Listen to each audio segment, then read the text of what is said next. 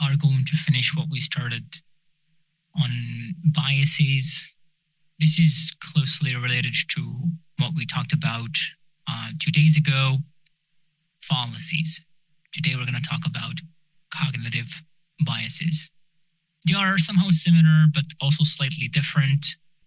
So a cognitive bias is a systematic pattern of deviation from your rational or like your objective thinking. Normally you think rationally or objectively. So when you deviate from that or stray away from your rational or reasoning path, then you are going to be making cognitive biases, right? So it's where the brain uses these mental shortcuts to process information quickly. You don't need to spend a lot of time to do things. You just do it too quickly. But in doing these shortcuts, like your brain distorts the judgments, your perception of things, or also your decision making. So it's kind of interesting, like how your brain works whenever you try to find like easy ways to do things, but in doing so, you just end up making things worse. So these cognitive biases, they are automatic. Like we usually don't notice they happen, right?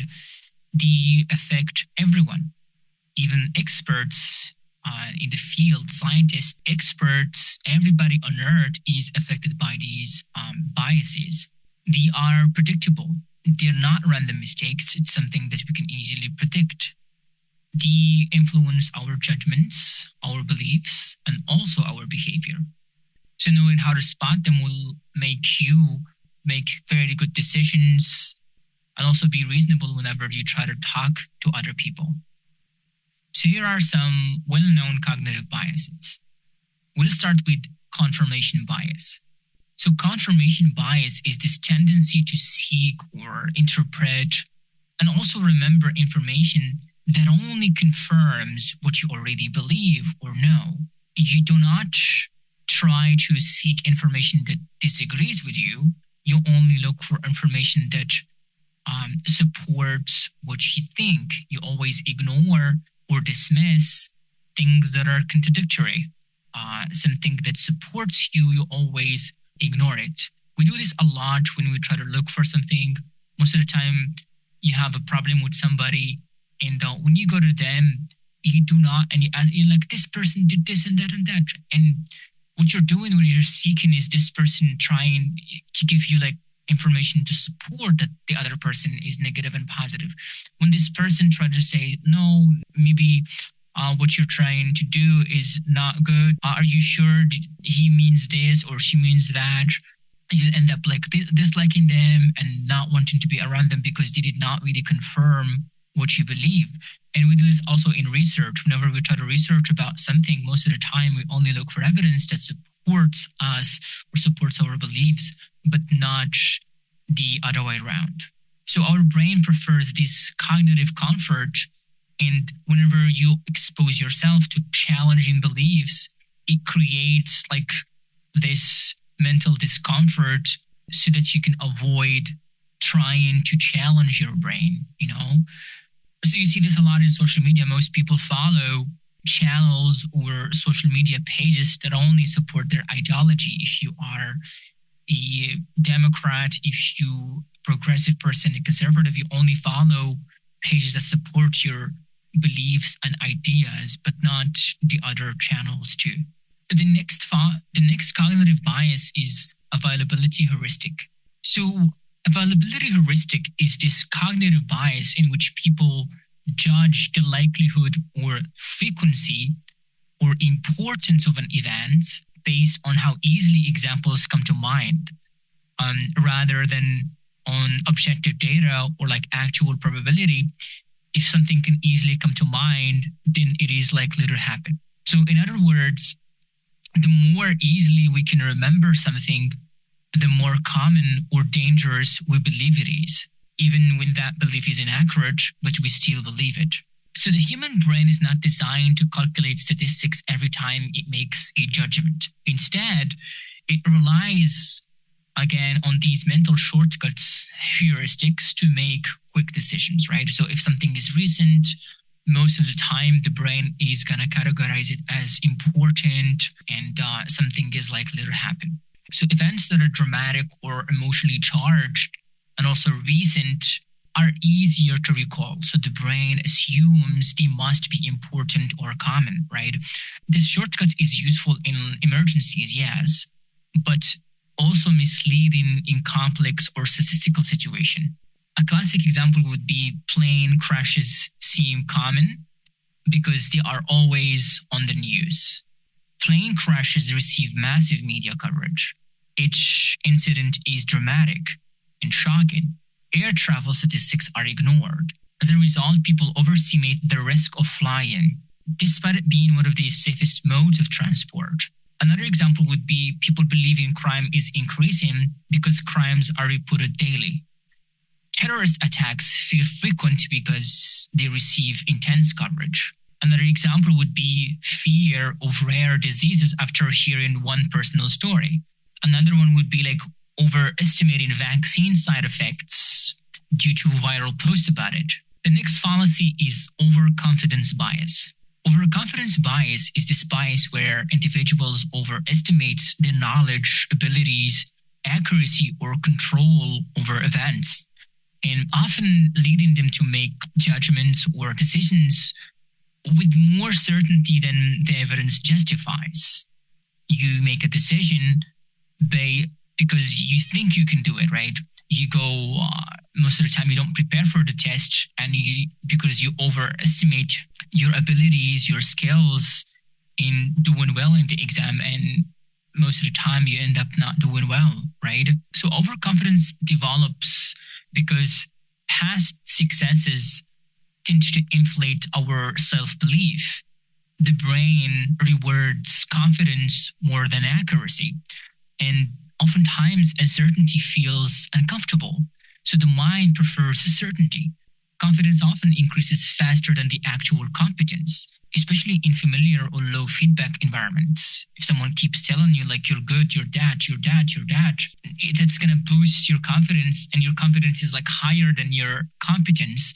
And you think you're better at what you're doing, but in fact, you're not good. Someone's going to come to you and says, you're good at English, you're good, you're this, you're that, you do well, you're the perfect person there is. And when push comes to shove, it's going to be very difficult for you to meddle with what you have, with the reality, the cruel reality that you're not actually as good as you thought you are. Yeah, sometimes you have a test or an exam and you don't study for it because you think you know everything, right? The confidence says, yes, I know everything, but the competency is lacking. Familiarity with the topic also creates this false mastery, and gaps in our understanding are ignored. So the absence of doubt replaces preparation, and thus poor performance comes as a surprise to you. The next bias is Dunning-Kruger effect. You see this a lot. Most of the time, people who know a lot think they know less, and people who know less think they know more. So people with low ability often overestimate their competence, while the experts might underestimate their abilities. So in the context of language learning, you have beginners think that fluency is easy. It's easier to be fluent because you are a beginner, while advanced learners see being fluent as something complex and very difficult to achieve. Imagine a person has very limited knowledge or skill of something. They achieve minimal success or familiarity. They overestimate their competence. They fail to recognize errors or limitations, and thus confidence remains high despite poor performance. And this creates an illusion of mastery. Sometimes I have students in class, they believe they understood the topic after one lesson, where in fact, they didn't, right? Most of the time, you see those people that are expert in their field, like with Nobel Prizes, and you see them being interviewed and they are so modest And sometimes you ask them about questions in their field and they say, I don't know. I actually don't know the answer to that, right? And because they actually know, they might know the answer, but sometimes they just underestimate their abilities because they know so much. And I feel like the more you know about something, the less you feel like you know about your field, right? And whereas those people who are just starting or have low ability tend to think they know a lot and again overestimate their ability to learn something. And yeah, it's interesting. The next and the last bias is the self-serving bias. So self-serving bias is a cognitive bias in which individuals attribute their successes to internal factors such as intelligence, talent, or effort, while attributing their failures to external factors such as bad luck, unfair system, or other people. In simple terms, when things go well, it's because of me. When things go badly, it's because of something else. So this bias serves as a psychological protective function. Humans are motivated to maintain positive self-esteem, protect their self-image, reduce feeling of guilt, shame, and inadequacy. By shifting blame outward and credit inward, the mind preserves a sense of competence and control. An example would be I passed because I'm smart. I failed because the exam was unfair. Or the teacher hates me. Passing is linked to ability. Failing is blamed on external conditions. No consistent standard is applied to both outcomes. Another example would be when you get high grades, you credit that to intelligence. But when you get low grades, you blame it on poor teaching or unclear questions. Maybe at work, when you get promoted, you attribute that to your personal competence and good work. But when you miss deadlines, you just say that there is so much work and the manager hates you and just wants you to do things the way he wants. And in sports, if you win, that's going to be attributed to skill and preparation. But if you lose, it's just bad luck or bad referee, or it's the weather, or it is some other factor, but not the skill.